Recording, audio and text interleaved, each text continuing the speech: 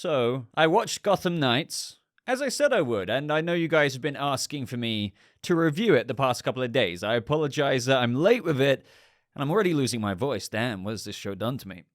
I've literally just got done, literally just got done watching it, and this is my first thoughts and impressions. Gotham Knights feels like if this came out, Arrow came out 2012, around 2013-14, this show I feel would have blended into the CW network better than what it is. I mean, look at the freaking time we're at right now. It's 2023. So with other content out there and other shows, it really doesn't succeed to be what I think it aspires to be. It is the CW taking another 2+ steps back situation. And we will go through some of the events of the episode in a second, so bear with me there. But it almost, ironically seems fitting that the CW launched this show, which, feels like it could be the last CW DC TV show before things start fizzling out. And what I mean specifically by that is, of course, come 2025, these aren't going to happen anymore, including Superman and Lois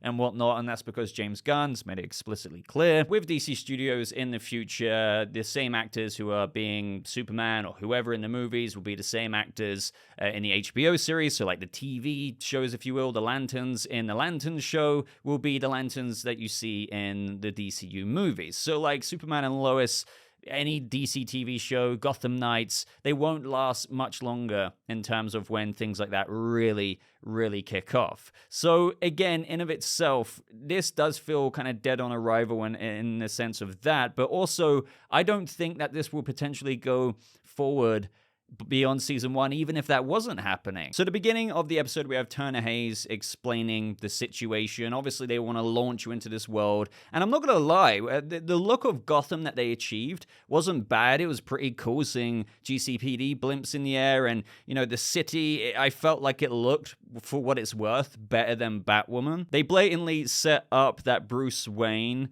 is investigating the Court of Owls. And if you didn't know already, the Court of Owls seems to be the, antagonist in this series, even though there's going to be people a part of that, and we'll get into some theory crafting a little bit later with regards to Harvey Dent, the Alfred replacement, and whatever they're doing there. Bruce Wayne in Wayne Enterprises in his office opens the bookcase, and that's when the Bat Cowl rises up, and I'm sorry, it does just still look really bad. It just does, and I'm not trying to, jump on that bandwagon of hate for the sake of it. If you're going to do a moment where, Bruce is meant to be on his way to Turner Hayes' freaking fencing competition or whatever, so I don't even know why he's pressing this button to, just show the cowl other than a little cool moment for the camera. If you're going to do that, if you're going to show the Bat Cowl, try not make it look 3D printed. Meanwhile, the adoptive son of Bruce Wayne invites everyone over for a party, and they do that, and this is where I understand the comparisons of, and not just the party, obviously, but the episode of that of Riverdale. And that, I think, is just inherent with the CW feeling when you have, a cast who are meant to play teenagers, and,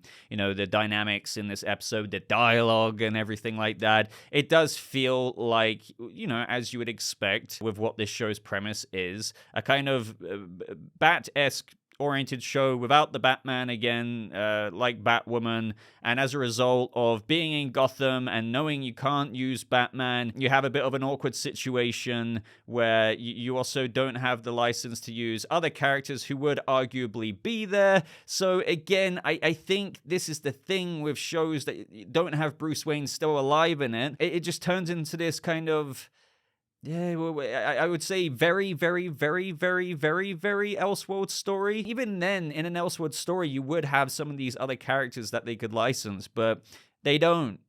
So you kind of, it feels like thrift story, hey, here's the Gotham, you can have that location, you can have Alfred. No, actually, you can't have Alfred. You can have Jim. No, you can't have Jim Gordon.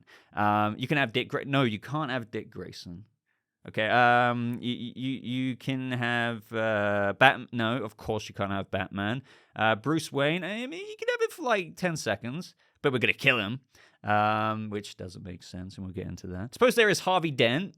Harvey Dent and Misha Collins, by the way. I've been backing that idea, and I think he is a great casting, and for what it's worth, I think he does a fine job in this episode. You can have Joker's daughter, you can have Carrie Kelly, but this is where the show's substance, and I know there is going to be an audience for this, but for the large majority, I just don't necessarily think so, because the show's premise is kind of just not so interesting. It's obviously a murder mystery, and in of itself, this is where it all starts to fall apart, because we have Cullen and Harper Rowan, Duella, the Joker's daughter. They break into Wayne Enterprises for a job. They're hired, obviously, for a setup. By the time they get in there, there's some broken glass. Actually, before that, they go into Batman's safe, and they have Joe Chill's gun there. It's actually still warm, so Bruce, I suppose, got shot, fell out the window, and fell to his death. And I suppose when that started to happen, because he's dead on the floor and wearing the bat cowl, he started suiting up. I don't know, but maybe not, because that little bookshelf only had the bat cowl in it. No bat suit. So what was Bruce doing? I understand the whole thing behind it was that the person who shot him is obviously going to be someone he trusted, because that will be their attempt to explain how freaking Batman died in Wayne Enterprises. Don't even get me started, by the way, as to how Duella, Harper, and Cullen Rowe even broke in there. Yes, I understand that people can break into places, but Wayne Enterprises, Batman has that place kitted out. Like, the only person who I can imagine who can maybe break in, maybe there is a few characters, but like Hush posing as Bruce Wayne or something like that. But yeah, like, so there's that. But again, I do find it funny that he's in his cowl when he falls to the floor. Because, again, did that person walk in there and they were just like, okay, Bruce, like, there's a situation, so he just puts on the cowl. And what was he going to do? Like, walk out the office and be like, okay, so the suit is at Wayne Manor, though. We need to go there. But I don't know. Like, I don't know what this is. But in of itself, then there's Batman dying. There's Batman dying, which is just... It is disrespectful, but I understand that's the premise, because they can't have Batman, so they need to make you believe. At least Batwoman, there is a little bit of slither of relevancy there, because Batman has done it before in that he has just gone away and become inactive. Even The Dark Knight Rises did that. He didn't necessarily go away, but he went away from being Batman. But in Batwoman, he's just like MIA. In this show, they kill him. So again, going back to the whole, it's evident that it's going to be a twist of, oh, it was actually the Alfred replacement working with the Court of Owls. And Harvey Dent is actually in on it, but maybe he's not actually aware of it, because the episode makes an effort to, have Harvey try and protect Turner Hayes, because he's practically, his uncle, as he explains it. He's quite close with Bruce and the family, so to speak. But he's not Two-Face yet, which is another funny thing. But again, Elseworlds, it's just weird to have Batman dead and Harvey Dent never be Two-Face. But again, I can get around the Elseworlds idea of that. But I wouldn't be surprised if the twist there is that the two-faced side of him, the dissociative personality disorder, doesn't realize that maybe he was in on it too. Maybe he's the one who approached Bruce and shot him, but unbeknownst to the Harv side, he doesn't realize that the big bad Harv side shot Bruce. But anyway, even with all of that said, I'm sorry, it is just an extremely hard sell that the Batman, the world's greatest detective, do I need to go on? The Batman got shot. Got shot and died. Do you see what I mean here? If you're a fan, and obviously you're meant to be, ideally this target audience is fans of Gotham and Batman, you can't deny that. It's called Gotham Knights. So they're already, I feel like, alienating a part of that audience with this really unbelievable premise that is, does a disservice to the characters, kind of humiliates them. I'm sure we will see the scene maybe towards the end of the season, a flashback to actually what went down, who it was, who held the smoking gun. But the whole situation here is just so hard to sell, and that's the only words I can really put it into. They hijack the GCPD car in their escape, because obviously they're being framed, and the GCPD start arriving, and Joker's daughter puts her head out the window.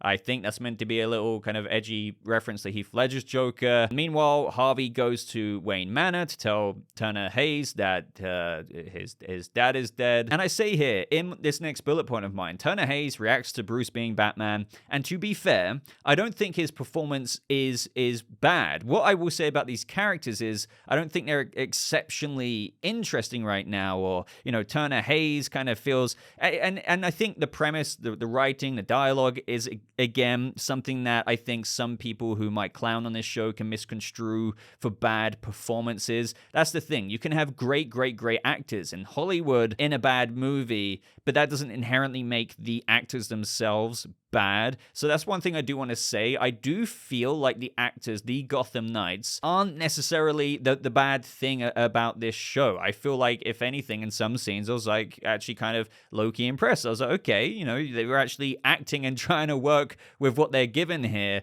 But again, I feel like the performances are hard to get engrossed in, given just the scenario of the scenes that are unfolding. Now, with Turner Hayes reacting to Batman in a series of convenient events, he smashes the glass bottle, and lo and behold, the Batcave appears. And it's like, okay, that was kind of easy to find. But, of course, we got to, I guess, keep this episode moving. So they walk into the Batcave. And again, I'm going to be honest with you. I thought it was a cool looking Batcave. I was actually quite impressed. I was like, okay, this set looks pretty cool. I did think that the CGI backdrop, when they flipped it around the other side, when you see like the Batmobile runway and stuff, it has that typical kind of blurry aspects to it. But I do want to give credit where credit's due. Like, it does look like a cool Batcave set. Definitely better than Batwoman's and whatnot. So, yeah, is the Batcave going for it? Again, I just thought to myself, if you can make a cool-looking Batcave, how do you not make a cool-looking Batcowl? Like, if you've got permission to use the Batcowl, make a cool-looking Batcowl. And that's the weird thing about this show. The production is actually kind of okay, and even cool to me is, I'm a Batman fan, so when I see that, I think, okay, to be fair, Gotham Knights, that looks cool, but it does other things, which is really questionable. So we've already gone over the cow, but then when you have the people of Gotham find out that Bruce Wayne is Batman, and they're all like paying tribute to him on the streets, they use a poster from the Batman. The production can't be bothered to use the resources to actually get like an artist to just, just get a sketch of the Batman and, make it fairly ambiguous in the background. But no, what they do is they use this poster that you're seeing on screen right now, and, someone went on Photoshop and like elongated the kind of cowl is. But that is, I'm telling you, the Batman poster where Batman's kind of in the rain. It's a red background. And I just think to myself, like,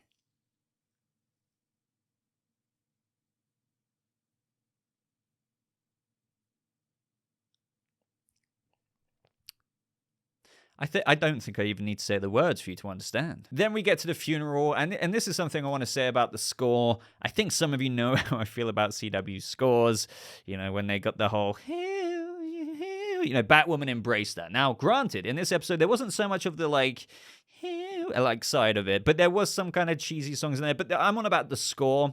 And unfortunately, at the funeral and throughout the show, the first episode, it is that very kind of trying too hard to kind of inspire the viewer of in the audience to feel that inspiration, the overdramatic, typical kind of royalty-free music, fantasy adventure hype music happening. So as a result of that, I felt like that kind of, it's not like awful music, but it's, again, that kind of cliche, tropey moments happening. So we need to kind of make you feel something. So cue the music.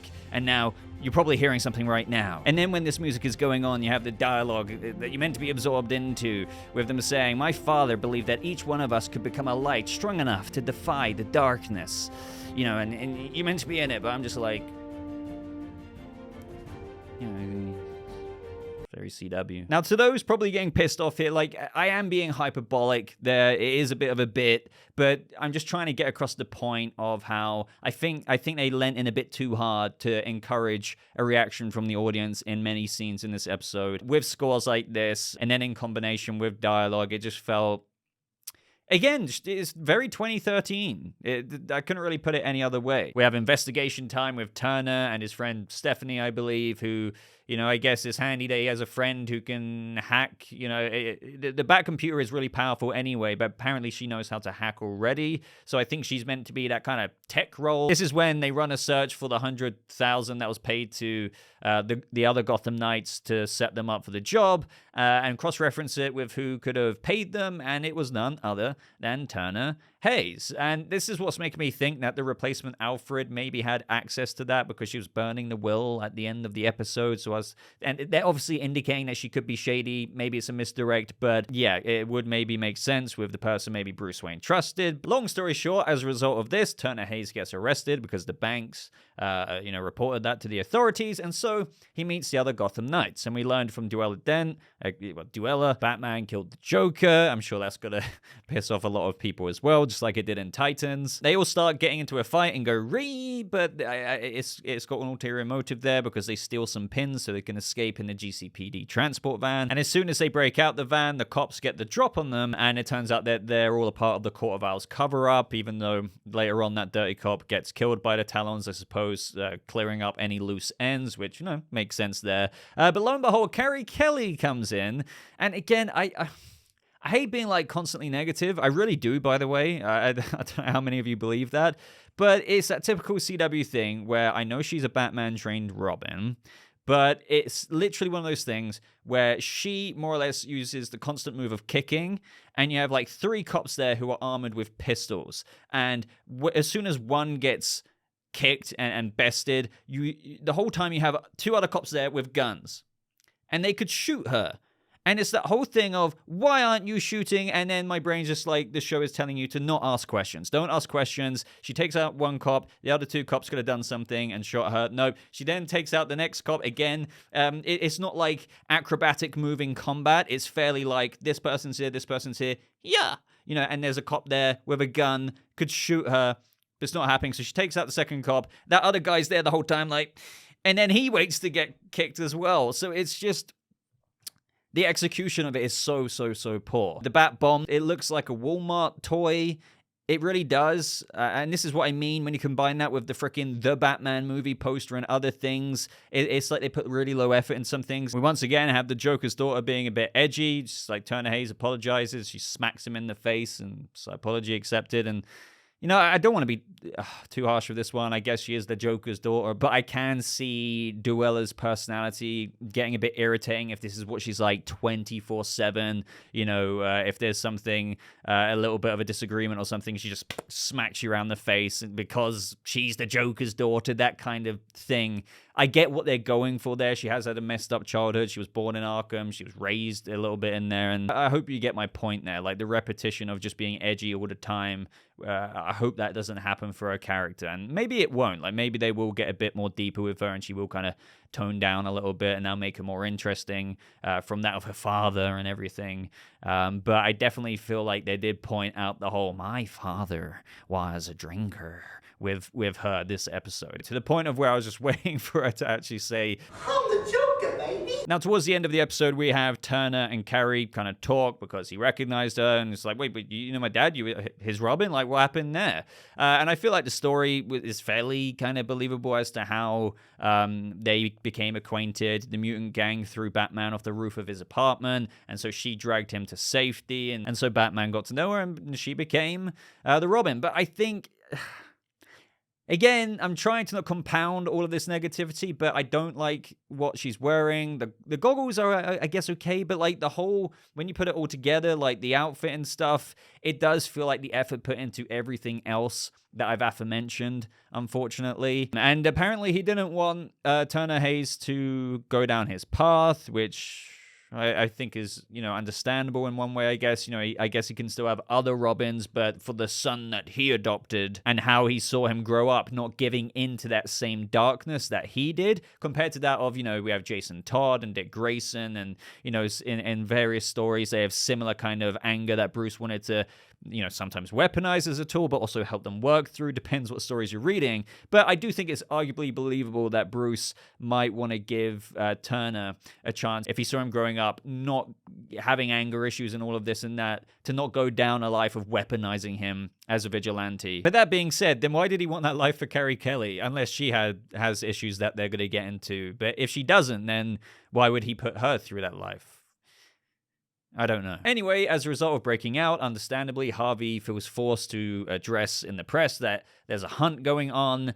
And now, at the very end of the episode, it's okay, time to clear our names. But then Harper Rowe's we're not cops. But then Turner Hayes says, and I really don't like this line, man. It's like, what do you mean, Turner and writers? Neither was my dad. Didn't stop him from taking down criminals. Yeah, because he freaking spent 10 years with masters around the world, gurus and freaking experts, and honed his skills and crafts every martial arts and... What do you mean? Neither was my dad. He wasn't a cop, but that didn't stop him from taking down... Have you spent 10 years doing all of it? I mean, yes, you've been fencing, but... You know, yeah. But anyway, final thing, Cullen took the watch off that dirty cop who was working on the cover-up for the Court of Owls. And on the back was that Court of Owls little penny logo thing. And Duella Dent recognized it. And she did the whole kind of children's story rhyme of the Court of Owls. And somehow, I suppose, and this is what I mean, just the whole premise of this show is the kids of... Gotham and Batman, well, they're not all kids of Batman, but you get my point. Are going to be the ones to stop the Court of Owls, where not even Batman, who was actively looking into it as the world's greatest detective, not even he could do that. And the episode ends, we see a Talon briefly, and what I will say is at least they actually went for a comic-accurate design there. And there, ladies and gentlemen, we have it. Gotham Knights, Season 1, Episode 1. And I'm a bit lost for words, really. I think that this show... has a premise that won't interest the existing, proper existing, at least I feel this way, fan base of Batman, which clearly you can't deny has been marketed to. I think it will have its fans, of course, but I do find it hard to believe if you are quite rooted in the lore of this character and Gotham and everything like that this show is just very hard to get invested in for all the aforementioned reasons. But that being said, I do want to say it's not as bad or awful as the marketing look. That being said, I don't think that means much at the same time. So I can see people being interested in this, unless you just kind of want like some entertainment, I suppose, from a murder mystery. If you can get past the Batman stuff and whatnot, and the questionable execution and low effort production in certain areas, and you want to figure out what went on with the Court of Owls and Batman, I can see how that can keep some people interested. Maybe a version of me on this channel would have reviewed this for a few more episodes and broke down the storyline of the murder mystery and whatnot for what I feel like some people will be watching this for, and the fact that it's set in Gotham and everything like that, has all this advertising-iness to it, right? It's a show that's in Gotham, it's new.